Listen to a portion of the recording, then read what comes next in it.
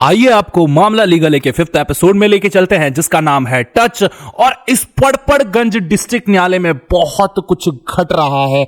यहाँ पे एक वकील जो है वो प्रेसिडेंट बनने के लिए लड़ रहा है ताकि वो सुप्रीम कोर्ट का जज बन सके। इस पड़पड़गंज कोर्ट में एक बहुत ही एजुकेटेड वकील आई है, उसको केसेस नहीं मिल रहे हैं, बंदर के लिए स्ट्राइक हो रही है, तोते के केस लड़े जा रहे हैं और बड़े बड़े वकीलों की औकात दिखाई जा रही है। तो इतना सब कुछ घटने के बाद 5th एपिसोड में एंट्री मारते हैं और इसकी स्टार्टिंग भी बहुत ही मजेदार तरीके से होती है। लेकिन उससे पहले आप लोग मेरी वीडियोस को 50 लाइक मारिए क्योंकि इसके बाद मैं नेक्स्ट वीडियो लेके आऊंगा और ये एम प्लीज पूरा कर दीजिए और सब्सक्राइब कर दीजिए। और चलिए इस एपिसोड की शुरुआत करते हैं। शुरुआत भी कोर्ट से होती है जहां पे एक वकील कोर्ट मैरिज करा रहा है लोगों की और वहां पे आती है अनन्या श्रॉफ अपना क्लाइंट लेके। अब वो जो क्लाइंट है वो देर हो चुका है क्योंकि वो अपनी ही शादी में लेट आया हुआ है। अब यहां पे सुजाता दीदी जो है वो बोलती है कि इसको कोई केसेस नहीं देता है, इस वजह से इसकी क्लाइंट भी इज्जत नहीं करते हैं और ऊपर से ये पैसे भी नहीं लेती है। अब अनन्या श्रॉफ कह रही है ये मेरी तारीफ कर रही है, बेइज्जती कर रही है। और तभी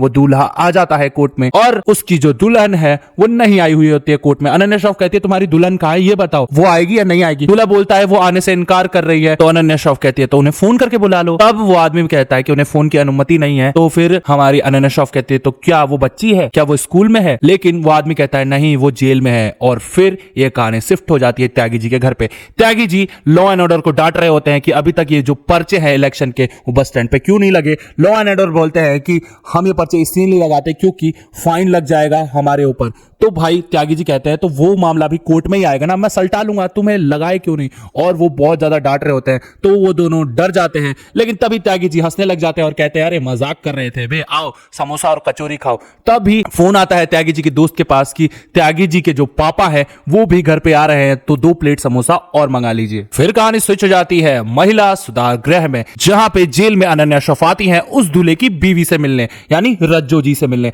अब भाई वहां की जो वार्डन है वो बहुत ज्यादा स्ट्रिक्ट है, वो 1.5 साल से उस सुधार गृह को बहुत ही स्ट्रिक्ट तरीके से चला रही है, सारे प्रोटोकॉल फॉलो करती है और वो किसी को भी इधर उधर जाने नहीं देती और किसी को भी क्राइम नहीं करने देती। तब जो वार्डन बोलती है कि आप लोग बिना टाइम शेड्यूल के उससे मिलने आए हो, मैं ये परमिशन नहीं दे सकती। लेकिन कैसे भी सुजाता दीदी उसको पटा लेती है और वार्डन परमिशन दे देती है।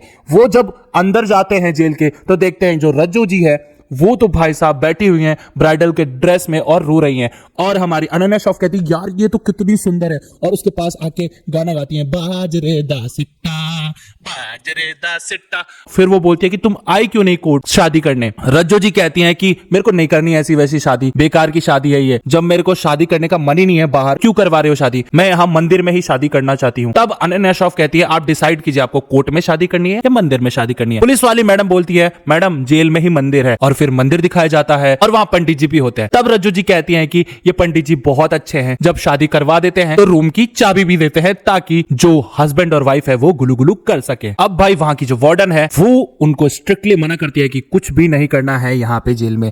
और फिर पुलिस वाली मैम कहती है कि मैडम तुम्हें बाहर जाने दे रही है शादी करने के लिए, वही बड़ी बात है और तुम्हें ये सब भी चाहिए। तो फिर अनन्या श्रॉफ कहती है ठीक है हम एक थोड़े दिन के लिए बेल ले लेंगे ताकि तुम अपने हस्बैंड के साथ गुलू गुलू कर सको और भाई उनके साथ टाइम स्पेंड कर सको। लेकिन पुलिस वाली मैडम कह देती है कि ऐसा बिल्कुल भी नहीं होगा और स्ट्रिक्ट है मैडम तो स्ट्रिक्ट है, उनका रूल और लॉ कभी नहीं टूटेगा। और फिर वो लोग रज्जो जी को जेल में भेज देते हैं। अब भाई सुजाता दीदी का दिमाग घूम जाता है कि एक तो इन्हें शादी करने दो, ऊपर से इन्हें गुलू गुलू भी करने दो। फिर अनन्या श्रॉफ कहती है कि सुजाता दीदी अगर वो अपने हस्बैंड के साथ गुलू गुलू नहीं करेगी, उसके साथ टाइम स्पेंड नहीं करेगी तो क्या ही फायदा होगा, हम उसे मंदिर में ही शादी करवाते हैं, नहीं तो ये अपने हस्बैंड को टच भी नहीं कर पाएगी। अब भाई सुजाता दीदी और गुस्सा हो जाती है कि देख दिमाग मत खराब कर और भी मुंह भी मत खुलवा, ठीक है, इसको शादी करने दे रहा है वही बड़ी बात है। अनन्या श्रॉफ कह देती है कि ये तो बहुत ज्यादा अनफेयर है। लेकिन पुलिस वाली मैडम कहती है कि ये पंजाब में लीगल हो गया है, पंजाब में कैदियों को हर 2 महीने में 2-2 घंटे मिलते हैं और उनको ऐसा ही रूम मिलता है। अब भाई सुजाता दीदी और दिमाग खराब हो जाती है कि ऐसा तो बाहर होता था अब पंजाब में भी हो रहा है,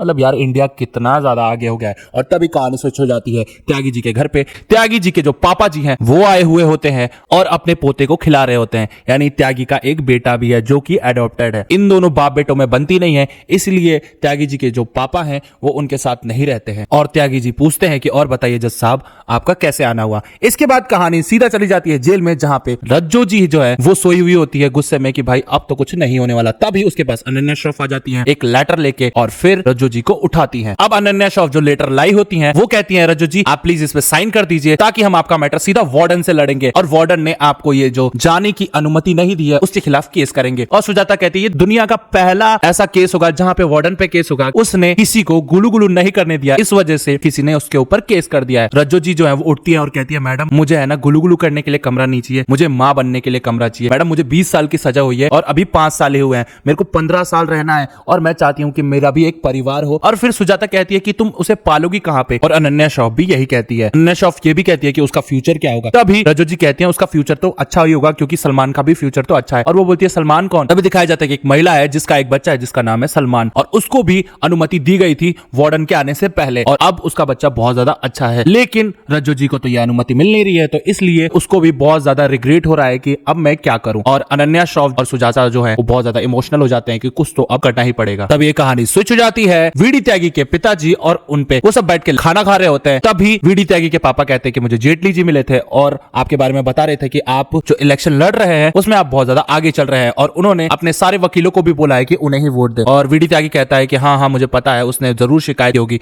आपको बुरा लगा। लेकिन वीडी त्यागी के पापा कहते हैं कि नहीं बुरा नहीं लगा, बस मुझे डर लगा और मैं कुछ देने चला आया। उसके बाद वीडी त्यागी के पापा जो है उसे एक कड़ा देते हैं ताकि वो रुक के सांस ले और सोचे समझे कोई भी फैसला लेने से पहले। और वो कड़ा उनके एक कलीग ने दिया था ताकि वो अच्छे से रहे और सारी बातों को समझ सके। यहाँ वीडी त्यागी को गुस्सा आ जाता है और कहता है कि मैं कब तक रुकूं, हाँ आपने मुझे चैम्बर नहीं दिया जहां पे दूसरे कलीग के जो लड़के थे वो चैम्बर में बैठे हुए थे, आपने मुझे गवर्नमेंट स्कूल में पढ़ाया जहां पे दूसरे कलीग के लड़के जो थे वो इंग्लिश मीडियम में पढ़ रहे थे, आपने मुझे कुछ भी साधन नहीं दिया जहां पे दूसरे कलीग के जो लड़के थे वो लोग बाइक कार स्कूटी सारी चीजों से घूम रहे थे। अब भाई ये सब सुना देते हैं वो और दूसरी जगह बैठ जाते हैं, बोलते हैं कि मैं सब कुछ करूंगा, मुझे नहीं चाहिए ये कड़ा वड़ा और आप प्लीज यहां से चले जाइए। और हाँ आप टेंशन मत लीजिए, आपका नाम बदनाम नहीं होगा क्योंकि आपकी ही कृपा से मुझे कोई जानता ही नहीं है कि मैं जस्टिस त्यागी जी का बेटा हूं। फिर ये कहानी स्विच हो जाती है महिला जेल में, जहां पे सुजाता दीदी और अनन्या श्रॉफ सिफारिश कर रहे होते हैं कि प्लीज एक रूम प्रोवाइड करवा दीजिए जिनकी शादी हो रही है। और वार्डन जो है वो बहुत ज्यादा गुस्से में रहती है, वो बोलती है ऐसा कुछ भी नहीं होगा क्योंकि यहाँ पे ये सब लीगल ही नहीं है। और भाई अनन्या श्रॉफ कहती है कि पंजाब के तो जेलों में ये लीगल है, तो वो बोलती है कि देखो पंजाब के जेल में नहीं मेल वाली जेल में ये सब लीगल है क्योंकि मेल जो है वो प्रेग्नेंट नहीं हो सकते, लेकिन लड़कियां जो है वो प्रेग्नेंट हो सकती हैं। और ये जब प्रेग्नेंट हो जाती हैं तो हमें ही अपने फंड में से इनका इलाज कराना पड़ता है, इनके बच्चों का ख्याल करना पड़ता है और सारी चीजें करनी पड़ती हैं। अभी एक को ही हुआ है तो इतना सारा खर्चा हो गया है, अभी ये सबको होने लग गया ना तो मेरा तो माथा ही खराब हो जाएगा, इसलिए वार्डन उसकी अनुमति देती ही नहीं है। अब अनन्या श्रॉफ और सुजाता बाहर आ जाते हैं।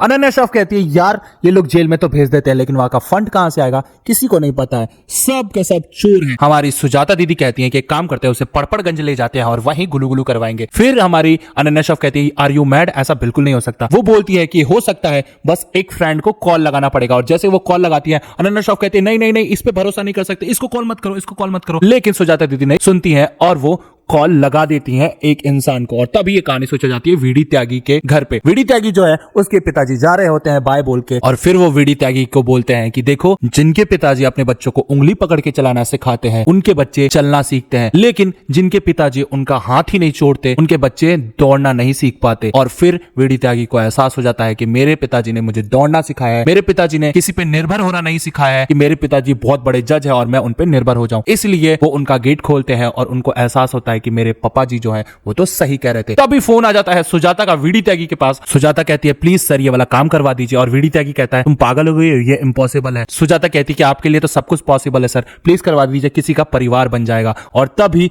हमारे वीडी त्यागी को एहसास होता है कि मेरा भी तो परिवार थोड़ा सा बिखरा पड़ा है, तो क्यों ना मैं किसी का परिवार ही बना दूं। और वो एक तिगड़म लगा देते हैं। वो फोन लगाते हैं विश्वास के पास, चाय वाले के पास, और इसी के साथ साथ उस कोर्ट रजिस्ट्रार के पास जो कि कोर्ट मैरिज करवाता है। और वीडी त्यागी कहता है कि कोर्ट में आर्टिकल 26 लागू हो जाना चाहिए, जिसके तहत जो भी दुल्हन है उसकी कोई भी इच्छाएं है वो पूरी होनी चाहिए। तभी जो कोर्ट रजिस्ट्रार है वो जो है वो बोलता है कि चलिए बताइए कौन सी इच्छा है इस दुल्हन की। और फिर सुजाता दीदी दिखाती है कि इनके कल्चर में ना ये चाहती हैं कि मैं बंगाली वाला मेकअप करूं ताकि मैं पूरे रीति रिवाज के साथ शादी कर सकूं। अब कोर्ट रजिस्ट्रार बोलता है पर ये तो पंजाबी है ना। अब भाई हमारी रज्जो जी जो है बोलती है नहीं मैं बांग्ला हूं, और कुछ भी पंजाबी मिक्स बांग्ला बोल देती हैं। इसकी अनुमति वो रजिस्ट्रार जो है वो दे देता है कि जाइए इसका मेकअप करवाइए और तब जाके इसकी शादी जो होगी। अब विश्वास पांडे जो है वो जाते हैं मेकअप किट लाने और वहां पे चाय वाला भी आ जाता है। चलिए भाई आपका मेकअप करते हैं। इसके बाद जो लज्जू जी है उनका मेकअप हो रहा होता है और यहाँ पे विश्वास पांडे पुलिस वाले के पास आके कहता है मैडम आप थोड़ा चाय पियेंगी, और यहाँ पे चाय वाला भी आ जाता है और बोलता है मैडम चाय पी लीजिए, आपकी गर्मी जो है वो शांत हो जाएगी।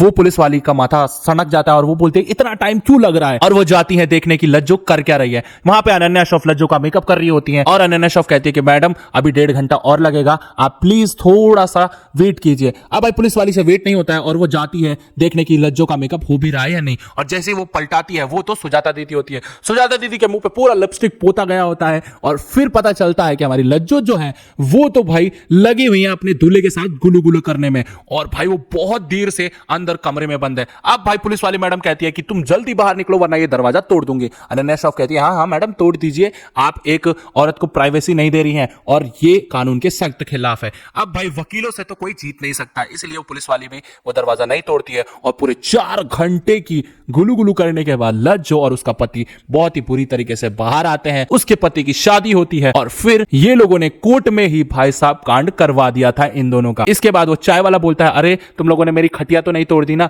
यानी कि वो रूम भी चाय वाला का होता है। अब भाई शादी जो है वो खुशी खुशी हो जाती है और जैसे ही शादी करता है वहां पे उसका दूल्हा बेहोश हो जाता है, क्योंकि भाई अब इतनी मशक्कत के बाद उसे तो बेहोश होना ही था। तभी सुजाता दीदी कहती है मैंने कहा था इसे भैंस का दूध पिलाओ ताकि इसमें और शक्ति आ सके। इसके बाद वो लोग बहुत ज्यादा तालियां बजाते हैं, फोटो खिंचाते हैं और ये 5th एपिसोड जो टच है वही खत्म हो जाता है। तो इस एपिसोड का नाम टच क्यों है आप कमेंट में बताइए, लाइक कीजिए, शेयर कीजिए, सब्सक्राइब कीजिए ये एपिसोड पसंद आया हो तो। और अगर आपने इसके रिमेनिंग पार्ट्स नहीं देखे हैं तो राइट साइड में भाई साहब आ रहे हैं एपिसोड्स, उन्हें क्लिक कीजिए, थोड़ा उंगलियां चलाइए और एंजॉय कीजिए। Bye bye.